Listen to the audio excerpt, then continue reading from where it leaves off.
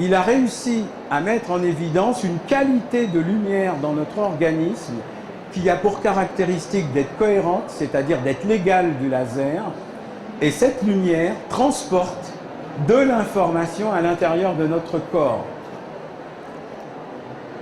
Nos cellules contiennent entre 75 et 90% d'eau, c'est l'eau intracellulaire. Au cœur de cette cellule repose, on pourrait dire comme un serpent lové, l'ADN.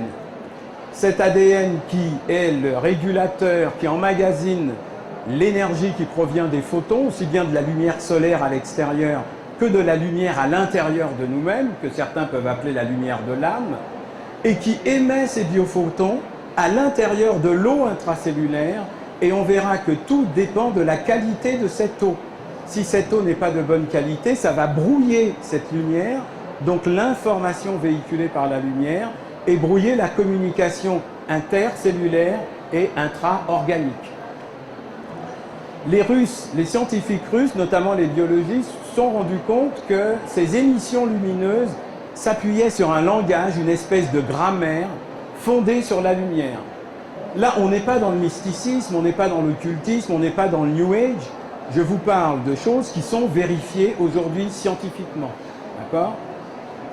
De même qu'aujourd'hui, les Américains ont fait toutes les recherches en décodant le génome et en marchandisant le vivant, on pourrait dire que la recherche russe a mis l'accent sur l'élément vital qui existe dans tous les organismes vivants et qui nous pousse à respecter, donc, de par ce fait, tous les organismes vivants. Une chose aussi qui est importante, c'est que l'ADN a été perçu, décrite comme étant un supraconducteur. La supraconductivité, c'est le rêve de toute personne qui travaille dans la haute technologie de l'information. Qu'est-ce que ça veut dire la supraconductivité? C'est que vous pouvez transférer une information d'un point à un autre sans qu'il y ait du bruit. Qu'est-ce que c'est que le bruit? C'est ce qui va brouiller l'information. D'accord? Donc l'ADN est supraconducteur. Elle est supraconducteur grâce à des substances nanométriques qui la composent, c'est-à-dire de l'iridium, du platine monoatomique qui compose l'ADN. Lorsque l'ADN s'exprime au travers d'une eau qui est polluée par des toxines ou des toxiques, vous avez l'information biophotonique, c'est-à-dire lumineuse de l'ADN, qui va être troublée et diminuée. Et d'autre part, l'ADN va perdre sa capacité de supraconductivité suivant l'état de notre terrain, c'est-à-dire suivant l'état de nos eaux internes. Certains scientifiques russes et allemands se sont rendus compte qu'il y avait aussi une relation entre la supraconductivité de l'ADN et la lumière. Donc toutes les personnes qui travaillent dans la chromothérapie, qui travaillent avec certains cristaux et la lumière, eh bien vous pouvez travailler essentiellement sur la supraconductivité de l'ADN. Ça a aussi un rapport avec le son, les gens qui ont l'habitude de travailler avec des mantras, des prières chantées, etc., etc. C'est bon pour l'ADN. Et puis aussi avec la géométrie sacrée, c'est-à-dire en traçant un certain nombre de formes qui obéissent au nombre d'or, eh bien vous allez maximiser les pouvoirs supraconducteurs de l'ADN, c'est-à-dire la capacité de transmettre de l'information sans qu'il y ait distorsion de cette information. Alors on va passer aux premières photos, ça va détendre un peu parce que là je vous sens un peu tendu. On va passer aux premières photos. Alors qui a pris ces photos? C'est le docteur David Schweitzer, c'est le fils du grand docteur Schweitzer que tout le monde a entendu parler, tout le monde connaît, le docteur dans l'embarras-né. Non, tu connais pas? Donc c'est son fils. Son fils est un spécialiste de détoxination et de détoxification dans une clinique à Londres. C'est-à-dire qu'il s'occupe de détoxiner le sang, la lymphe, et puis de voir quel est l'état du liquide céphalorachidien. Et il le fait avec un microscope, ce qu'on appelle un microscope à lumière sombre ou un microscope à fond noir. Ça lui permet de mettre en évidence sous forme d'image, un peu comme a fait Emoto avec ses images de cristaux, en fait, la lumière qu'il y a dans l'eau. Première image, les premiers tests qu'il a fait, c'est qu'il a pris l'eau du robinet à Londres. Vous avez ici des petits points de lumière qui sont des points de force lumineuse qu'on pourrait appeler des biophotons. Et il s'est dit, si réellement la pensée a un impact sur la lumière, l'intensification de la lumière, je devrais, en émettant une prière vers cette eau, vérifier au travers de mon microscope un agrandissement des points de force lumineux à l'intérieur de cette eau. Et ça a donné cette image.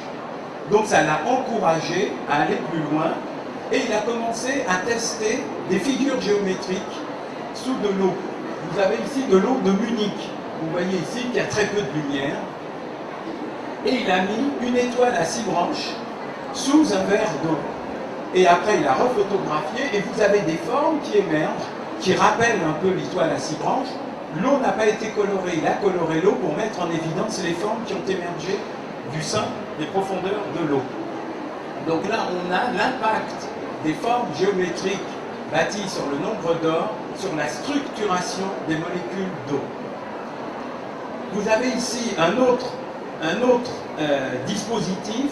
Vous avez ici de l'eau de Londres et vous avez un dispositif qui structure l'eau et vous voyez la lumière qui émerge de manière organisée, ordonnée, de manière fractale, un peu comme dans le monde végétal.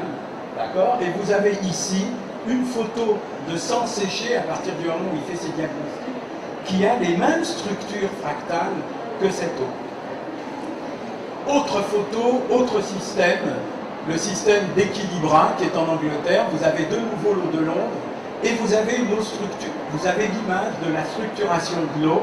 Vous voyez ici des points de force et puis à partir de ces points de force, en fait, une irradiation de cette lumière à l'intérieur de l'eau.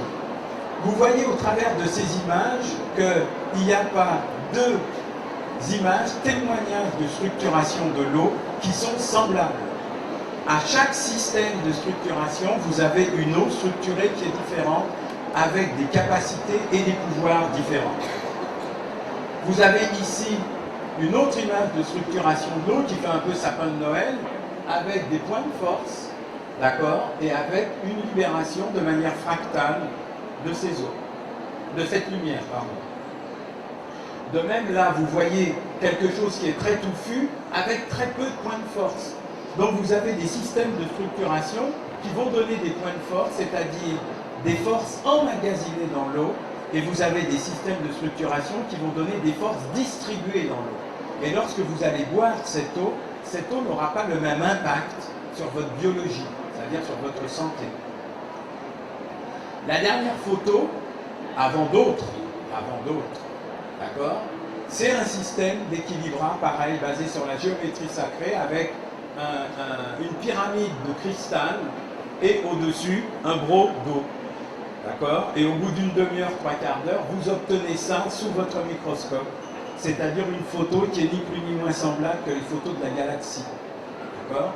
Quand dans la table d'émeraude, on dit ce qui est en haut et comme ce qui est en bas, vous voyez ici qu'au plus profond de votre corps, au niveau de l'organisation de vos eaux internes, vous pouvez recréer, on pourrait dire, la luminosité d'un ciel étoilé et vous pouvez en bénéficier en tant que vitalité ordonnée, organisée, source d'information pour votre forme, vos émotions, votre mental et votre conscience. Alors une chose que je trouve importante, cette image est en quelque sorte le témoignage graphique de ce qu'un voyant guérisseur américain a perçu ces dernières années au niveau des corps subtils de l'être humain.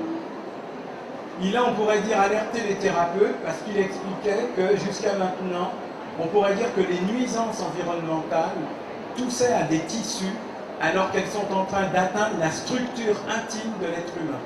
D'accord ?